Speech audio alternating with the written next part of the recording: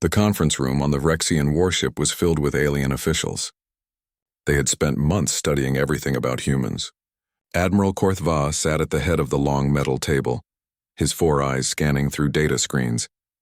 He felt confident. His species had been in space for thousands of years. They understood military structure better than anyone. Commander Kyle Harris stood before the Alien Council. He represented Earth and its military forces. This was an important day. Humans were joining the Galactic Alliance for the first time. The Vrexians wanted to make sure humans could follow proper military procedures. Admiral Korthva clicked his mandibles together. It was a sound of satisfaction. Commander Harris, we have reviewed your military structure. It is acceptable. You have ranks. You have officers. You have enlisted personnel. This is good. We understand this system. Kyle nodded politely. He wore his dress uniform with all his medals and insignia. Behind him stood his crew from the human ship Starbound. There was Lieutenant Greg Mason, a tactical officer with sharp eyes. Next to him stood Sergeant Pete Johnson, a man with broad shoulders and a calm face. Corporal Amy White was there too, young but capable. And finally there was Lieutenant Danny Price. Everyone called him Doc. Doc was not impressive to look at. He was average height with brown hair that was starting to gray at the temples. He wore standard uniform with medical insignia on his collar. He carried a large medical pack on his back. The Vrexians barely looked at him. In their files, he was listed as support personnel. Not important for combat operations. The briefing continued. Admiral Korthva explained the first joint mission. A mining colony called Terraform 7 had an emergency. Toxic gas was leaking into the lower tunnels. 200 workers were trapped. They needed rescue before the air ran out. The operation is simple, the Admiral said. His translator made his clicks and chirps into human words. My forces will lead. Your forces will follow. We breach the tunnels. We extract the workers. We follow protocol. Kyle listened carefully. Understood, Admiral. My team is ready to support the operation. Good. We have studied human military. Officers give orders. Soldiers obey orders. This is the proper way. This is the galactic way. The other Vrexians in the room made clicking sounds of agreement. They had seen human organization charts. They had read human military manuals. Everything made sense to them. Humans had captains and lieutenants and sergeants, just like every other species. The ranks might have different names, but the concept was the same. Authority flowed from the top down. The highest rank commanded. The lower ranks obeyed. Simple, clear, universal. Doc stood quietly in the back. He listened to the briefing without saying anything. His eyes moved around the room, taking in details. He noticed the Vrexian equipment. He saw the medical supplies stacked in the corner. He counted the number of personnel. Old habits from years of field work. The briefing ended. The Vrexians dismissed the humans. Kyle and his crew walked back to their shuttle. Pete spoke first. These aliens are really big on procedure, aren't they? Greg nodded. They've been doing this for a long time. I guess they have their ways figured out. Amy looked worried. Do you think the mission will go smoothly? 200 people trapped underground sounds dangerous. Kyle put a hand on her shoulder. We'll do our part. Follow the plan. Work with the Vrexians. It should be fine. Doc said nothing. He just adjusted the straps on his medical pack. Back on the Vrexian flagship, Admiral Korthva reviewed the mission plans one more time. His second officer, a younger Vrexian named Torve, stood beside him. Admiral, the humans seem competent enough. Their equipment is primitive but functional. Yes, Korthva agreed. They are young species, only recently achieved faster than light travel. But they understand rank structure. That is what matters. A military without proper hierarchy is chaos. Torve clicked in agreement. I reviewed their personnel files. The medical officer, the one they call Doc, he has extensive field experience, 42 missions in dangerous environments. Irrelevant, Korthva said with a dismissive wave of his claw. He is medical support. He treats injuries. He does not command. We have our own medical teams for the serious work. The Vrexians had confidence in their assessment. They had seen thousands of species join the Alliance. Some were stronger, some were smarter, some had better technology, but all of them followed the same basic pattern. Rank meant authority. Authority meant command. Command meant obedience. Humans appeared to be no different. The next morning, the joint force prepared for departure. 6 Vrexian dropships lined up in the hangar bay. They were massive armored vessels designed for combat insertions. 2 smaller human shuttles sat beside them. The contrast was obvious. Vrexian technology was bigger, heavier, more impressive. The Vrexian soldiers boarded their ships. They wore powered armor that made them look like walking tanks. They carried heavy weapons that could blast through solid rock. They moved in perfect formation, each step synchronized. The human crew looked almost fragile by comparison. They wore lighter armor. They carried smaller weapons. But they moved with easy confidence, checking each other's equipment and joking quietly among themselves. Doc was the last to board the human shuttle. He did one final check of his medical supplies. Bandages, surgical tools, medications, portable monitors. Everything organized and ready. He had done this check thousands of times before. Kyle watched his crew settling in. He had served with most of them for years. He knew their strengths and weaknesses. Greg was brilliant with tactics, but sometimes too cautious. Pete was strong and reliable, but needed clear direction. Amy was talented, but still learning. And Doc, well, Doc was Doc. The ships launched from the hangar bay. They flew in formation toward Terraform 7. The planet was covered in mining operations. Huge machines dug into the surface, extracting valuable minerals. But something had gone wrong in the lower levels. Gas pockets had ruptured. Now workers were trapped in sealed tunnels, breathing recycled air that would not last much longer. During the flight, Admiral Korthva addressed all units over the communication system. Remember your training. Follow protocol. Obey commands from designated officers. This mission will succeed through proper discipline and hierarchy. The Vrexians responded with synchronized clicks of acknowledgement. The humans simply said, "Copy that." Doc looked out the shuttle window at the planet below. He could see smoke rising from the mining complex. His experienced eye noticed details others might miss. The smoke pattern suggested multiple breach points. The ground coloration indicated instability. This was not going to be a simple extraction. He said nothing. He was just the medical officer. His job was to treat injuries after the fighting was done. At least that was what the Vrexians thought. The ships descended through the atmosphere. Terraform 7 grew larger in the windows. The mining complex spread across the barren landscape like a metal spiderweb. And somewhere beneath all that metal and rock, 200 people waited for rescue. The Vrexians had their plans. They had their protocols. They had their chain of command. They thought they were ready for anything. They had no idea what was about to happen. Part 2, the landing zone was chaos before they even touched ground. The ships came down near the main mining complex, and everyone could see the situation was worse than the briefing suggested. Thick yellow smoke poured from ventilation shafts. The ground had large cracks running through it. Several buildings had collapsed. Warning sirens echoed across the empty landscape. Admiral Korthva's voice came through the communication system. All units deploy. Maintain formation. Proceed to designated tunnel entrances. The Vrexian dropships landed first. Their massive landing struts dug into the ground. Ramps dropped and armored soldiers marched out in perfect lines. They moved like machines, each one knowing exactly where to go. Their heavy boots left deep prints in the dusty soil. The human shuttles landed nearby. The crews emerged more casually, but they moved just as quickly. Kyle immediately started coordinating with the Vrexian ground commander. Greg pulled up tactical maps on a portable display. Pete and Amy checked their equipment one more time. Doc stepped off the shuttle last.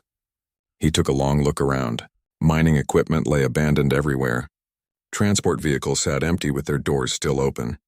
The workers had evacuated in a hurry. That was good. It meant they had time to seal themselves in the lower tunnels.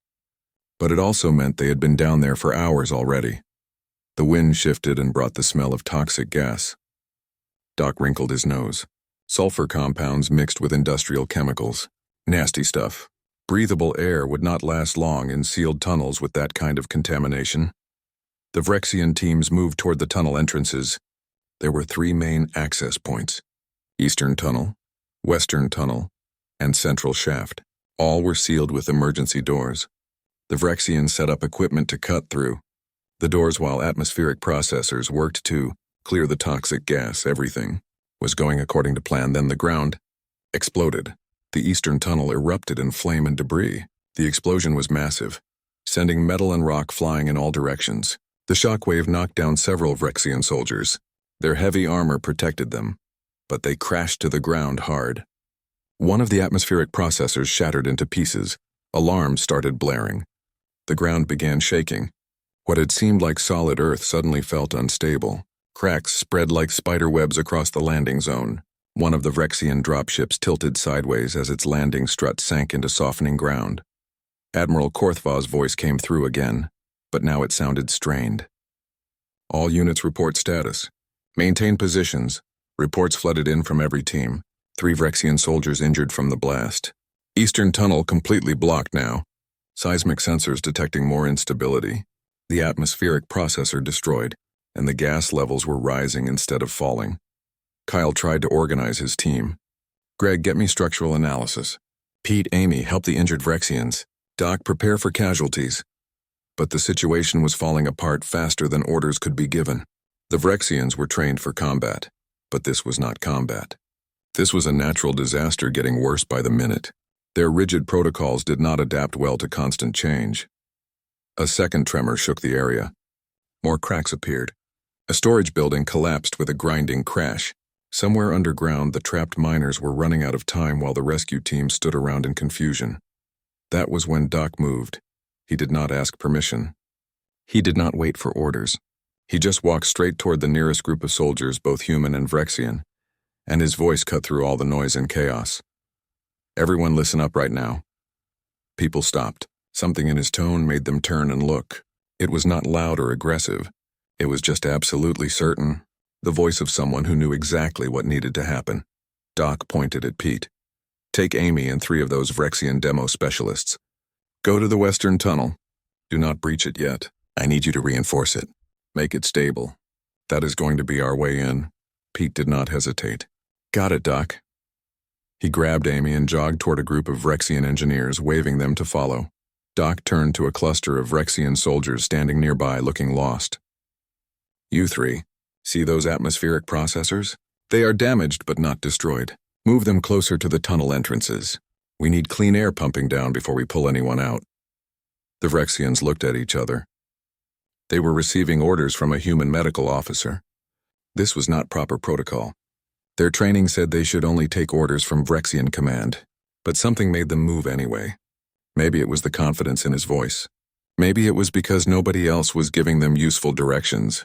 Whatever the reason, they grabbed the equipment and started moving it. Up in his command ship, Admiral Korthva watched through his camera feeds. His mandibles spread wide in confusion. The human medical officer was giving orders. Combat orders.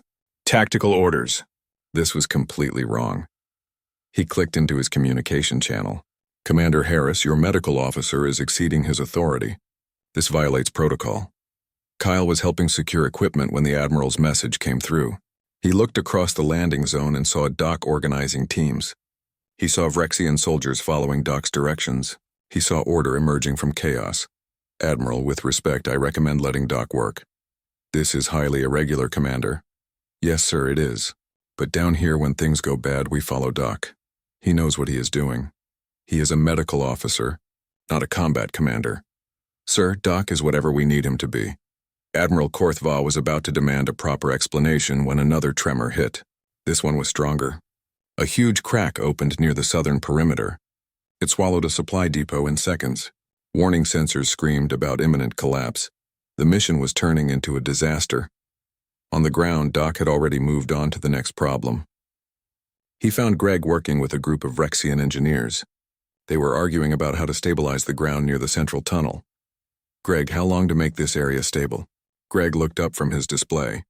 At least an hour if we do it properly. We need to drill support pillars and pour stabilizing foam. We do not have an hour. Those miners have maybe 30 minutes of air left. Doc looked around and saw the human shuttles. Use the shuttle landing struts.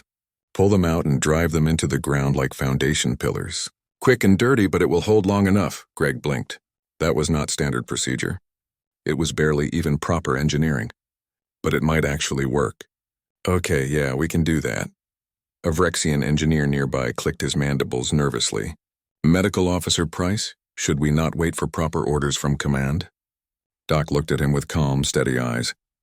You can wait for orders while those miners suffocate. Or you can help me save them. Your choice.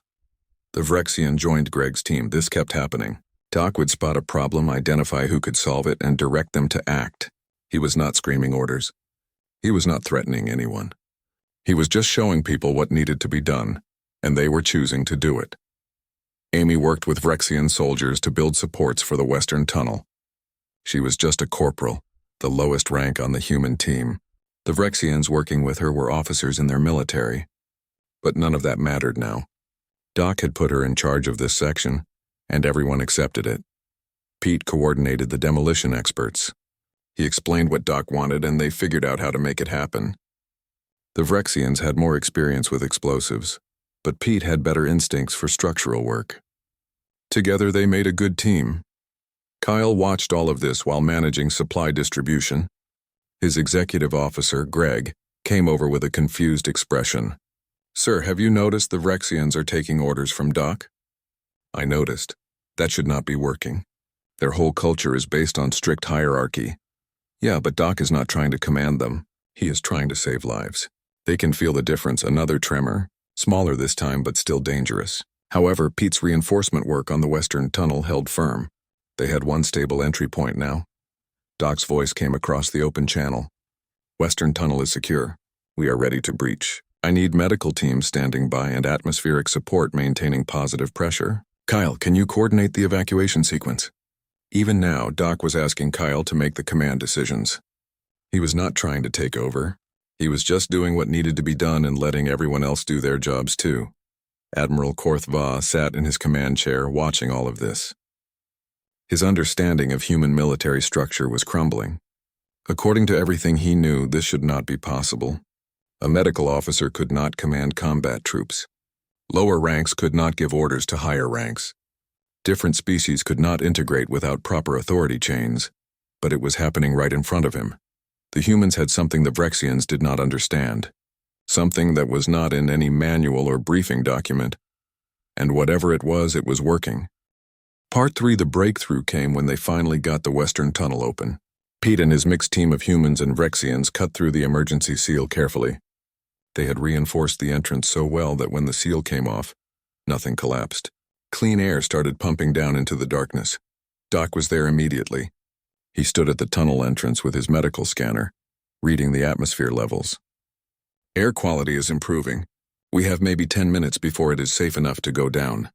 A Vrexian medic approached him. Her name was Shalki, and she was higher rank than Doc in the Vrexian system, but she spoke to him with respect. "Medical Officer Price, I have questions about treatment protocols. The gas exposure may have caused lung damage." Doc nodded. "Good thinking. We should set up a decontamination station here at the entrance. Anyone coming out gets checked immediately. Severe cases go straight to your medical ship. It has better equipment than ours." Shalki clicked in agreement and went to organize her team. She did not question why she was taking suggestions from a human. The logic was sound. The goal was clear. That was enough. Admiral Korthva watched this exchange on his monitors. He turned to his second officer, Torve. "Explain to me what I am seeing. How is a medical officer coordinating this entire operation?" Torve's mandibles moved uncertainly. "I do not understand it either, Admiral. But every unit is following his guidance. Even our warriors. This violates every protocol." "Yes, Admiral. But look at the results. We have a stable entrance. We have medical teams ready. The ground is stabilized. He has organized chaos into order." The Admiral had no response to that. Down at the site, the first miners started emerging from the tunnel. They were coughing and stumbling, but they were alive. Doc moved among them quickly, his scanner checking each person. "You are okay, just keep breathing. You sit down right here. You need oxygen. Someone get me a stretcher for this one."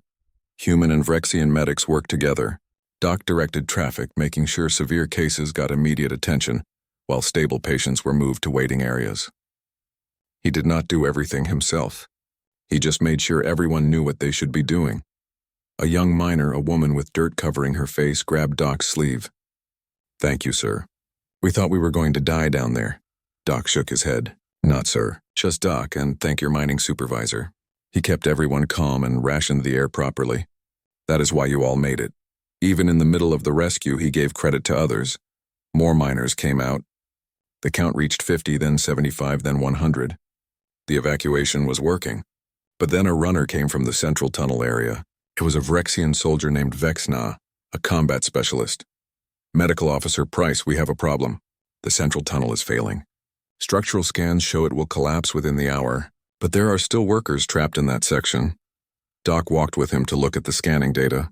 The display showed red warning indicators all through the central tunnel. How many people? At least 40, maybe more. Can we stabilize it like we did the Western Tunnel? Vexna's mandibles clicked negatively. The damage is too extensive. We would need days to make it safe. Doc stared at the scanner, thinking hard. Then he looked up at the Vrexian. Can you cut through from the maintenance shaft instead? It connects to the central tunnel from the side. Slower but safer. Vexna studied the maps. His eyes widened. Yes, that would work. The maintenance shaft is smaller but structurally sound. He paused. This is your decision? No, Doc said. It is your decision. You are the structural expert here. I am just asking if it is possible. Vexna was confused. In Vrexian military, officers made all decisions. Soldiers just followed orders. But this human was asking him to decide. More than that, trusting him to decide correctly. It felt strange, but it also felt right. I will do it, Vexna said. We will save those workers. He gathered his team and headed for the maintenance shaft. Doc watched him go, then returned to the Western Tunnel where more miners were still emerging. Kyle found Doc coordinating between 3 different medical stations. Doc, you need to rest. You have been going non-stop for 6 hours. I will rest when everyone is out. The Vrexians can handle it now. You organized everything. Let them execute, Doc smiled slightly. That is the point, Kyle. They do not need me to hold their hands. They know what to do. I'm just here if something unexpected happens. Kyle shook his head in amazement. You know the Admiral is completely confused by what you did here today. What did I do? You commanded an entire rescue operation without actually being in command. I just helped people do their jobs. You gave orders to Vrexian warriors. You reorganized their tactical teams. You overrode their protocols. Doc looked genuinely surprised. I never gave anyone orders. I made suggestions. They chose to follow them. Why would they choose that? Because they could tell I was not trying to be in charge. I was just trying to save lives. That is something everyone can support, regardless of rank or species. This was the piece Admiral Korthva was missing. He thought authority came from rank and position. But Doc's authority came from somewhere else entirely. It came from competence and trust. From the certainty that he was focused on the mission, not on his own importance. People followed him because they wanted to, not because they had to. Amy approached with a status report. Doc, all miners from the Western Tunnel are accounted for. 163 total. 32 needed medical attention. All stable now. Good work. How are you holding up? Tired, but okay. The Vrexian engineers are amazing. They taught me some new reinforcement techniques. Make sure to thank them. They took a risk following your direction. Amy had not thought about it that way. She was just a corporal. The Vrexians working with her were much higher rank. But they had treated her as an equal, because Doc had made it clear that down here competence mattered more than rank. Greg came running up. Doc, we have a situation. The ground near the southern perimeter is about to collapse. We need to move all equipment away from that area. How much time? Maybe 20 minutes, Doc nodded. Get Pete and a work team. Move the essential gear first, then evacuate the area. Tell everyone to move quickly, but do not panic. Panic gets people hurt. Greg ran off to execute the plan. Kyle watched this exchange and realized something. Doc had not asked him for permission. Doc had not checked if that was okay. He had just told Greg what needed to happen because there was no time for proper chains of command. And Kyle was fine with that. Because he trusted Doc. That was the secret. Trust. The Vrexians had discipline and protocol, but the humans had trust. They trusted each other to do what was right, even without orders, especially without orders. Vexna's voice crackled over the communication system. Medical Officer Price, we have breached the maintenance shaft. We are extracting workers now. Initial count shows 43 people. Doc grabbed the microphone. Outstanding work, Vexna. Well done. Get them to the medical stations. Yes, yes, Doc. Even the Vrexians were starting to use his nickname. The southern perimeter collapsed right on schedule, 22 minutes after the warning. But everyone had evacuated in time. No injuries. Equipment was safe. It was a perfect example of smooth coordination. Admiral Korthva made a decision. He opened a channel to all units. This is Admiral Korthva. I am observing impressive coordination between our forces. The human called Doc has shown exceptional leadership. All units are authorized to follow his guidance for the remainder of this operation. There was silence after that announcement. Then Torve spoke quietly. Admiral, you just gave official authority to someone outside the command structure. Yes, Korthva said.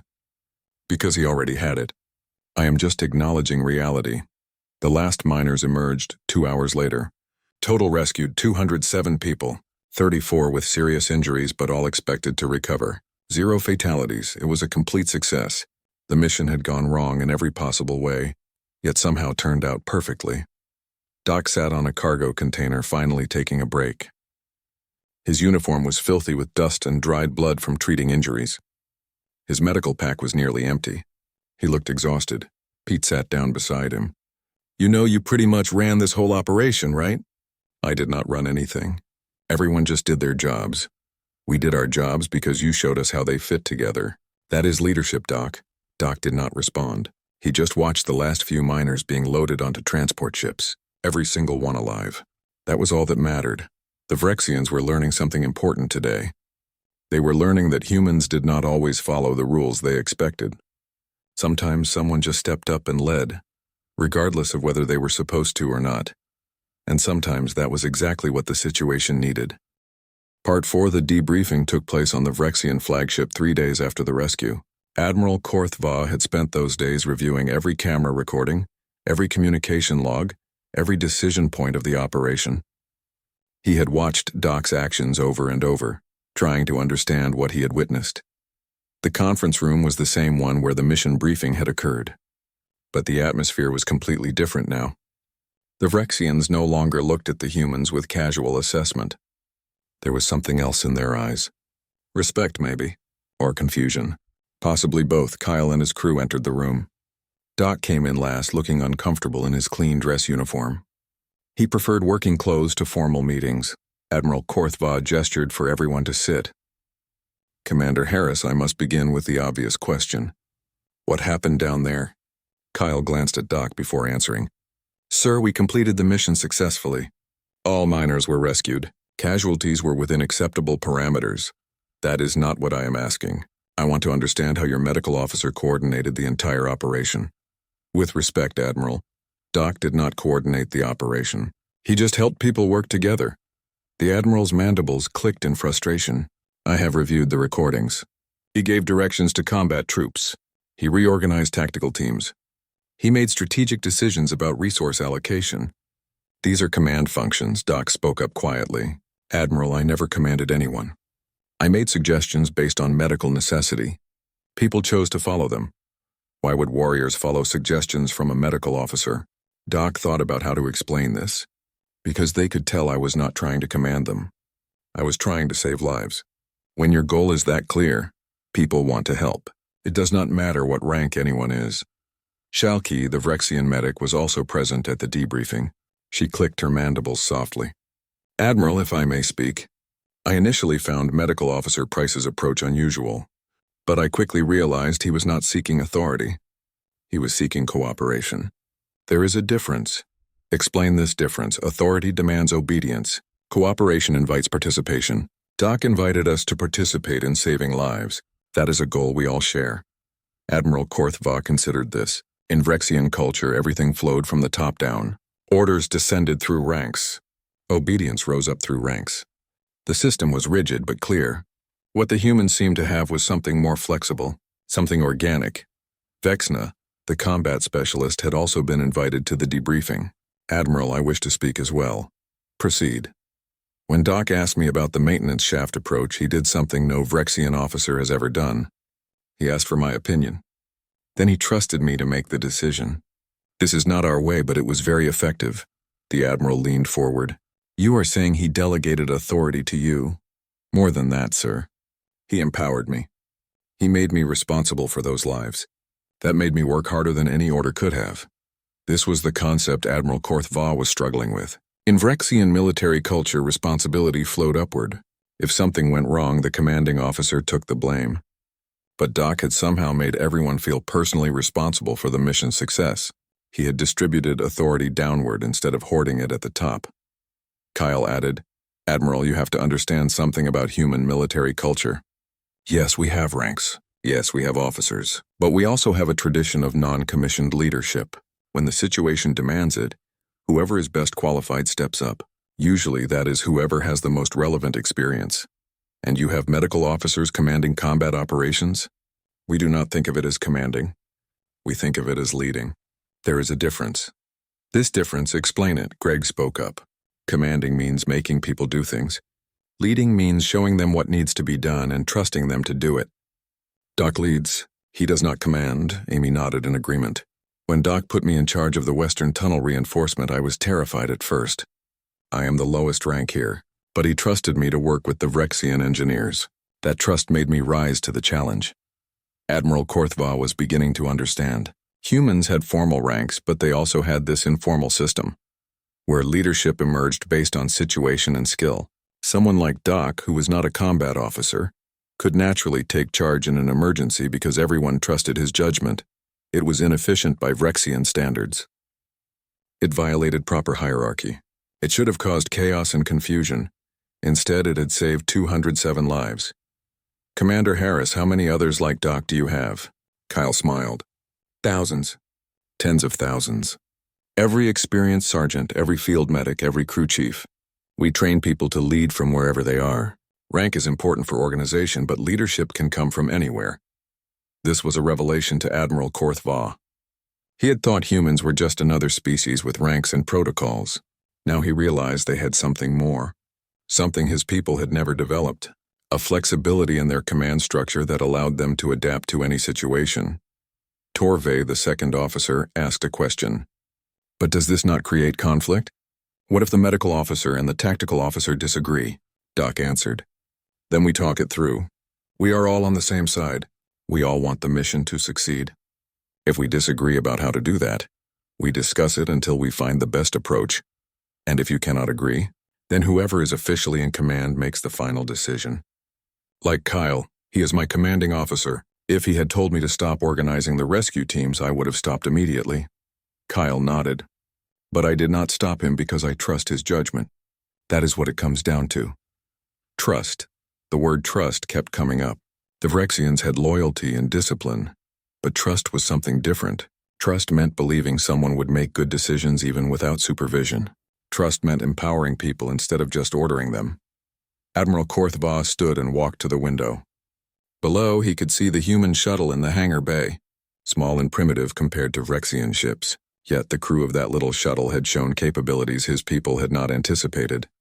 "I must file a report with the Galactic Council," he said finally. "This report will state that human military assessment must be revised. You possess capabilities we did not account for." "We are just doing what humans do," Pete said. "When someone is in trouble, we help. When something needs doing, we do it. Rank is just paperwork. What matters is getting the job done." The Admiral turned back to face them. "Medical Officer Price, the Council will want to study your command methodology. They will want to understand how you achieved such coordination without formal authority." Doc shook his head. "It is not a methodology, Admiral. It is just how we work. You see a problem, you fix it. You see someone who needs help, you help them. Whether you are supposed to or not. This is inefficient thinking." "Maybe," Doc agreed. "But it works." Shalky clicked her mandibles thoughtfully. "Admiral, perhaps efficiency is not always the highest goal. Perhaps effectiveness matters more." The room fell silent. A junior Vrexian medic had just questioned thousands of years of military doctrine. But she had a point. The Vrexian approach was efficient and organized. The human approach was messy and informal. Yet when everything went wrong, the human approach had adapted and succeeded.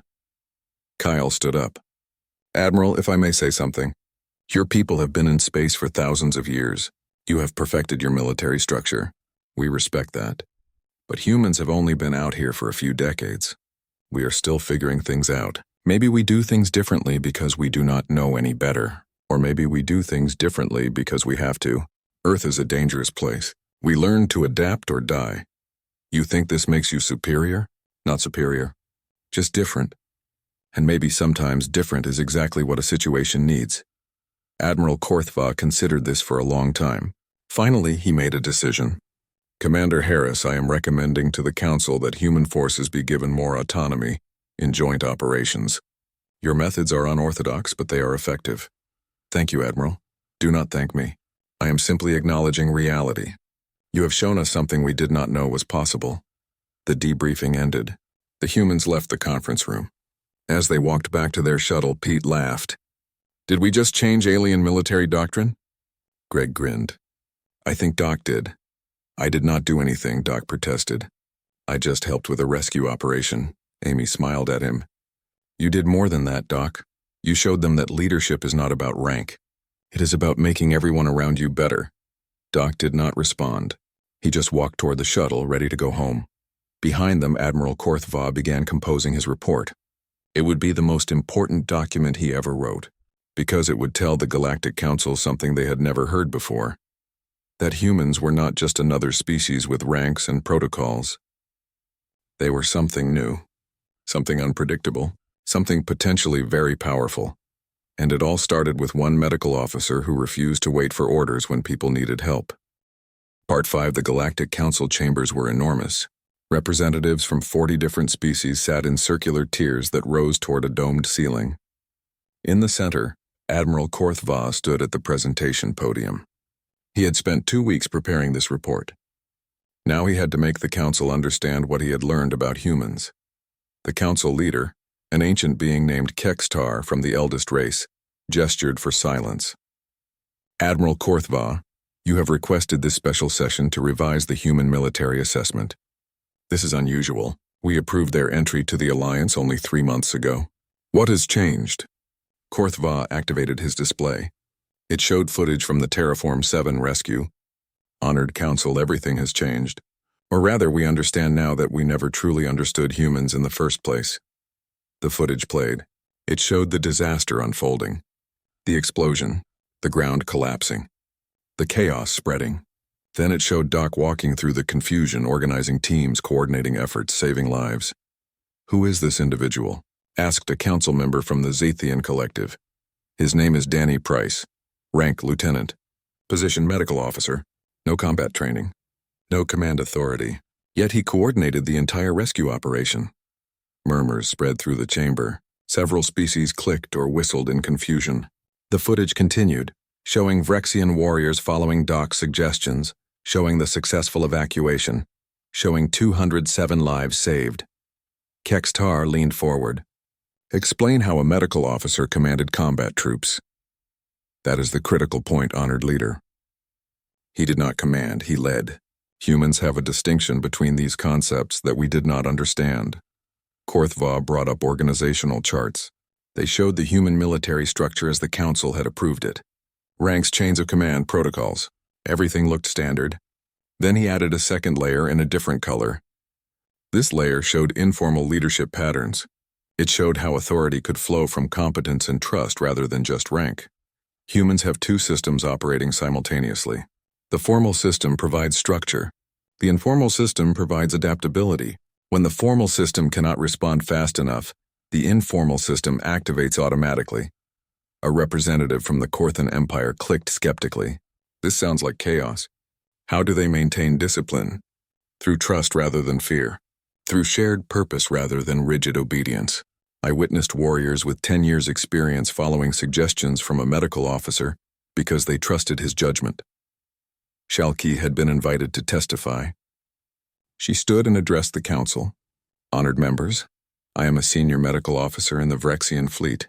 I have twice the experience of the human called Doc. Yet I learned from him during this operation. He did not teach me medical techniques. He taught me a different way of thinking about leadership. Explain, Kextar commanded. In our military culture, I wait for orders from superiors. I execute those orders precisely. This is efficient when situations match our planning. But at Terraform 7, nothing matched the plan. Doc did not wait for orders. He assessed needs and addressed them immediately. More importantly, he empowered others to do the same. Vexna also testified. I am a third caste warrior. In our structure, I do not make strategic decisions. Yet Doc asked me to decide how to rescue 43 trapped miners. He trusted me with their lives. This trust made me perform beyond my normal capacity. The council listened to testimony after testimony, Phyrexian soldiers describing how they had worked with humans, how the informal leadership system had adapted to constant change, how it had succeeded where rigid protocols would have failed. A council member from the scientific cast asked the important question, "Admiral, are you suggesting we revise all military doctrine based on one successful operation?" "No, honored member. I am suggesting we recognize that humans operate differently than we assumed. Our assessment classified them as a young species with primitive but adequate military structure. This assessment is dangerously incomplete." Korthva pulled up more data. After the Terraform 7 incident, I researched human military history. What I found was disturbing. They have a concept they call battlefield promotion. When officers are killed, lower ranks automatically assume command. They have another concept called initiative. Soldiers are expected to act independently when necessary, not just follow orders. He showed historical examples. Human soldiers who had won battles by disobeying orders, officers who had been promoted specifically because they had broken protocol. Entire military traditions built around flexible thinking and adaptive leadership. Every experienced human soldier is trained to lead. Every human officer is trained to trust their subordinates. This creates redundancy in their command structure. Cut off the head, and new leaders emerge immediately. Destroy their chain of command, and informal authority structures form naturally. The council chamber was silent. The implications were sinking in. Humans were not just another species with standard military organization. They were something unprecedented. A species whose military strength came partly from organized chaos. Kextar spoke carefully. "Admiral, you are describing a species that is militarily unpredictable. Some might consider this a threat, or an asset, honored leader. When we face the unexpected, rigid doctrine fails. Human flexibility succeeds. They adapt naturally to what we struggle to handle." Another council member raised a concern. If every human can potentially command, how do we negotiate military treaties with them? Who actually speaks with authority? Kyle had been waiting in the guest gallery. Now he was called forward to answer. "Honored Council, we understand your concern. Let me be clear. We have official ranks and official authority. When I sign a document as commander, it has the full backing of Earth's government. Our informal leadership system does not override formal authority. It supplements it. Can you guarantee control over your troops? Yes, but that control is based on trust rather than just discipline. My crew follows Doc because they trust him. They also follow me because they trust me. These are not competing authorities. They are complementary." A skeptical voice came from the Korthan representative. "What happens when your Doc disagrees with you?" "Then we discuss it. Usually one of us convinces the other. Sometimes we find a third option neither of us considered. The key is that we are both working toward the same goal. And if you cannot agree," Kyle stood straighter, "then I make the final decision. I am the commanding officer. That has never been in question. Doc understands chain of command better than anyone. He just also understands when to act without waiting for orders." Kextar considered everything carefully. The council had expected this to be a simple procedural update. Instead, they were facing a fundamental reassessment of human capabilities. "Admiral Korthva, what is your formal recommendation?" "Honored leader, I recommend 3 changes. First, human military assessment should be upgraded from adequate to highly adaptive. Second, joint operations with humans should allow for their flexible leadership methods. Third, other alliance species should study human approach to distributed authority. We may learn something valuable." The third point caused the most reaction. The Admiral was suggesting that other species should learn from humans. This was remarkable. Humans had been in space for less than 50 years. Most council species had millennia of military tradition. But the footage did not lie. The results did not lie. 207 people saved by a team that barely followed any traditional protocol. Kextar made his decision. This council accepts Admiral Korthva's recommendations. Human military assessment is revised.